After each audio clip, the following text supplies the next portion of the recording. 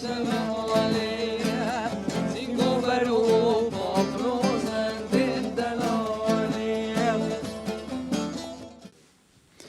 گمان انگم بین باس لیب کن زاخو کانیا هنری بیا زاخو باجر رحمتیان اردوانی و ایازی و عبدالواحد زاخوی بیا زاخو پیگوت یک هنر رسانه کردی من فردید که ایکن پینگاف باوین که پیمانگی هم ویایت هنر جوان زاخو وکن که سه بشا پیتت بشت موزیک دیزاین شیوه کاری زایدن پیمانگی هنر جوان تایپت بشه گاز و پترول کامپیوتر آیتی کارگری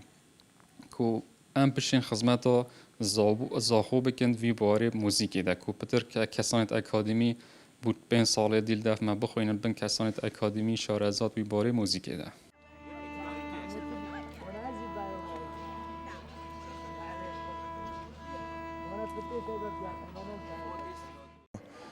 نسبت عدد قطابيات ما في صلاة شو كما هيك جروبي هي ما هشت قطابيتين بشي موزيكا ونسبة ماداجي درست أويت قطابيات مدخينا درست براكتيكي ميتين عملي ونظري ميتين يعني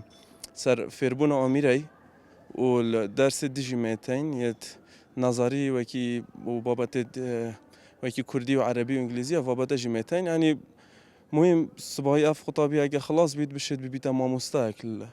الجهة كي أجر نبيت استرام بيش أو نبيت عازف يعني تشد بيتا ما مستاك موزيكي جي كون يدخل دمر خوشه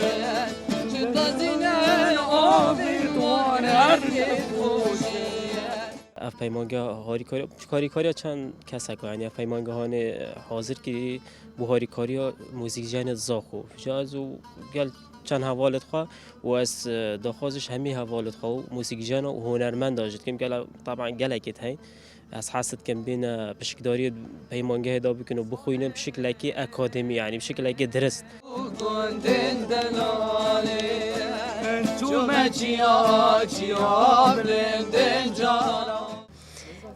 پراسیل دست بگه زخو نینه افشم کم جره کو زخو دا به تفکرن اجبر نبینا چه پیمانگه هندی تر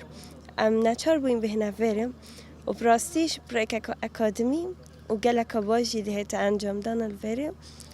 و هر واسا حزا خو بگمان هاتی نوی بشی بگمان گرنگی یکا زورا های وش همیله انا و گرنگی یکا درونی